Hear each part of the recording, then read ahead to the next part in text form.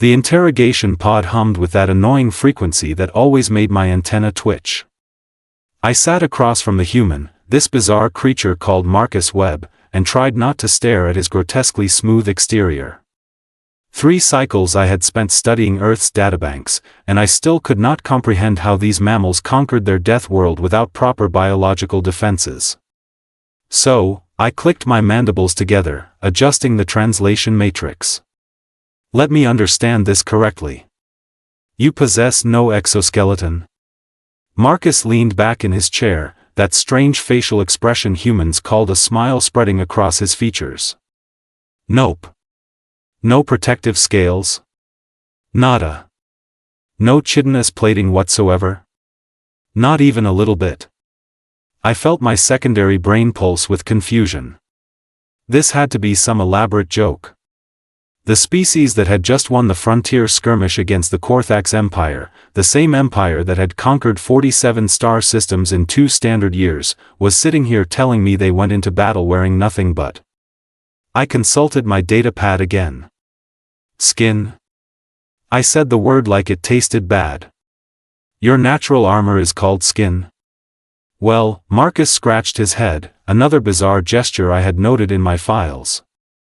I wouldn't really call it armor, Commander Vrix. It is more like, a wrapper. You know, keeps the important stuff from falling out.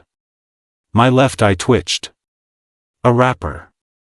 This creature, this supposedly intelligent being, was comparing his only physical defense to food packaging. Perhaps you could explain, I said slowly, trying to maintain professional composure, how exactly your species survived evolution. Surely your planet had predators? Oh yeah, tons of them. Marcus actually laughed, that strange barking sound that humans made when amused. We had everything.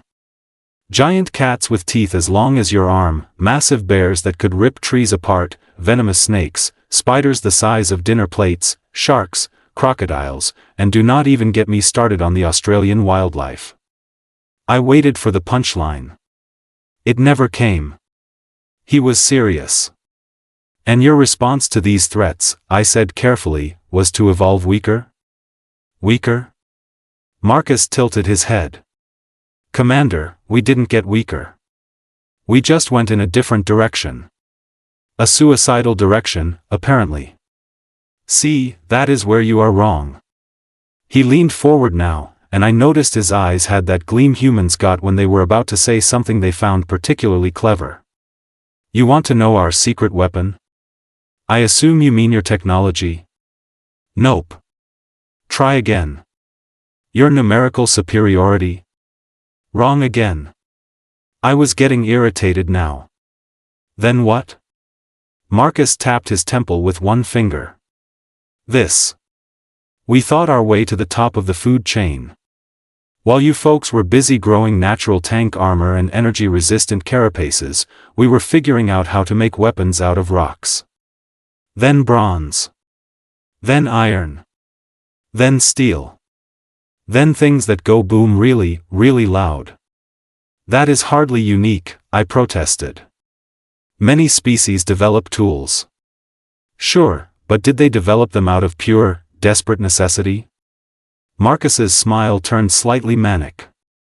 Commander, do you know what happens when you take a species with no natural defenses, terrible eyesight compared to their predators, mediocre hearing, pathetic bite force, and stick them in an environment actively trying to kill them? They go extinct? Or, he held up one finger, they get creative. Really creative. Violently creative. I felt a chill run down my spine ridges despite the climate control. Continue. We learned to throw rocks with accuracy. Then spears. Then we invented the bow and arrow because throwing things manually wasn't efficient enough. We tamed fire, Commander. We took the thing that every other animal ran away from and decided to make it our friend. We bred wolves, literal apex predators, into dogs that would die protecting us. We looked at the ocean and said, you know what, I am going to build a wooden box and float on that terrifying death water. We saw mountains and thought, I wonder what is on the other side. We found diseases that killed millions and we kept going forward. His voice had taken on an edge now, something fierce beneath the casual tone. And then, Marcus continued, when we finally ran out of things on Earth trying to kill us, when we finally made it to the top of our food chain, you know what we did? I couldn't speak.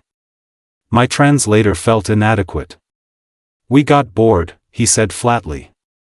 So we started competing with each other. We invented sports that simulate combat. We created entertainment about surviving impossible situations.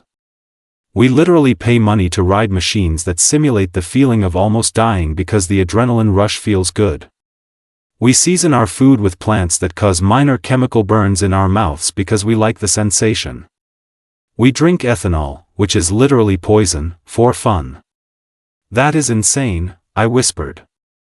That is humanity, Marcus corrected. So when your Korthax friends showed up with their fancy energy shields and reinforced battle plates, expecting us to be intimidated by their natural advantages, you know what we saw? What? A challenge. His smile widened. Just another predator that needed outsmarting. The silence in the interrogation pod stretched like elastic about to snap. I reviewed the battle footage again on my datapad, watching human soldiers charge Korthax positions with what I had previously assumed was stupidity.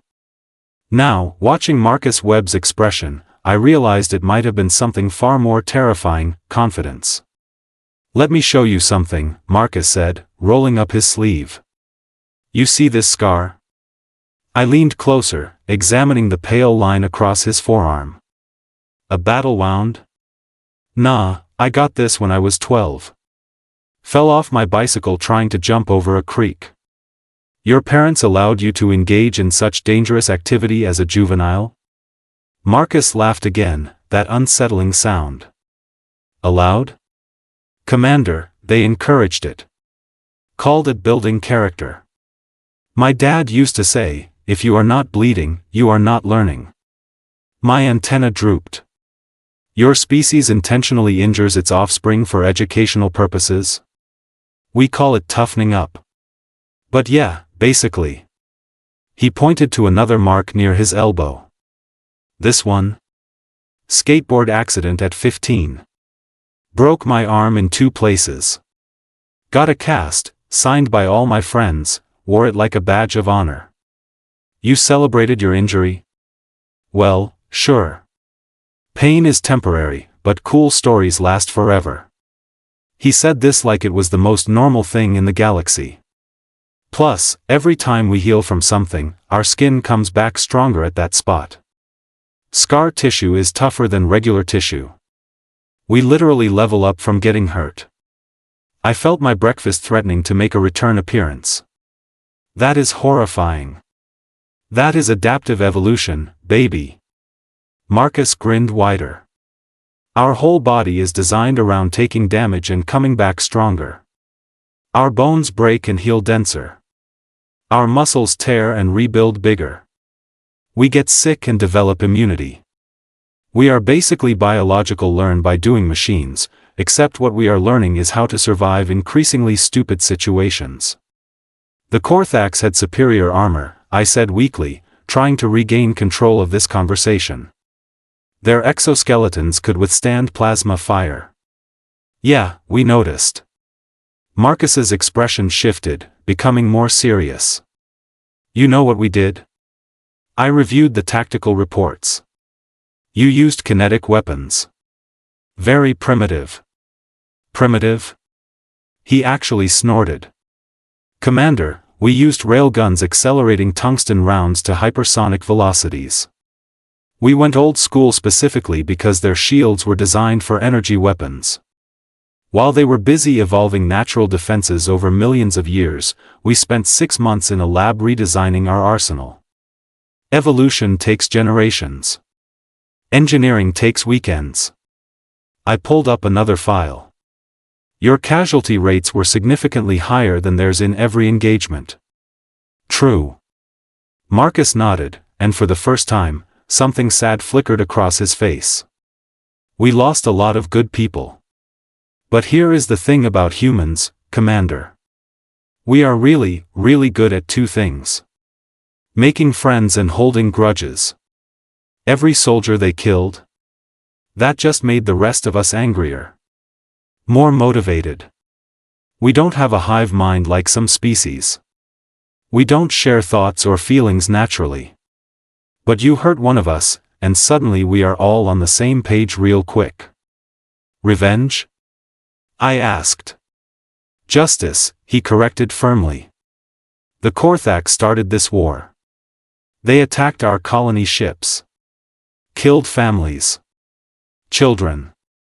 They thought we would surrender because we looked soft. You do look soft, I muttered. Yeah, well, so does water, and that carved the Grand Canyon given enough time. Marcus stood up, walking to the viewport where the stars streaked past. You want to know the real reason humanity wins fights, Commander Vrix? It is not our technology. It is not our tactics. It is not even our weird obsession with duct tape and making things explode. Then what is it? He turned back to me, and his eyes held something I had seen in the battle footage but couldn't name until now. Determination. Pure, stupid, stubborn determination. We are too dumb to quit, Marcus said simply. Every other species in this galaxy has good sense.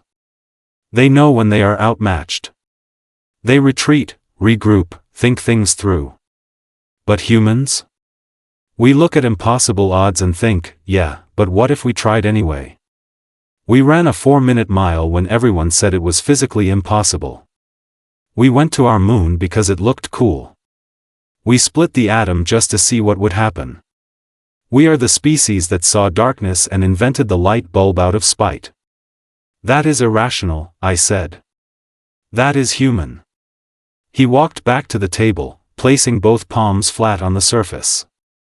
So yeah, Commander. You asked if we have natural armor. The answer is no. What we have is infinitely more dangerous.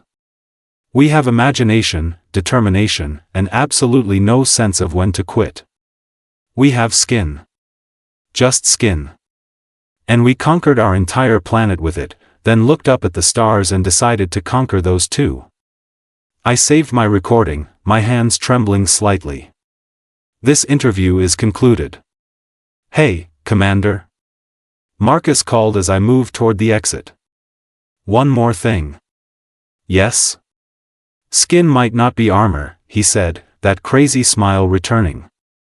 But it has never stopped us before. And it never will. The door sealed behind me, and I immediately transmitted my report to High Command with a single recommendation: avoid conflict with humanity at all costs. Not because they are strong, but because they are absolutely insane, and in this galaxy, insane beats armored every single time.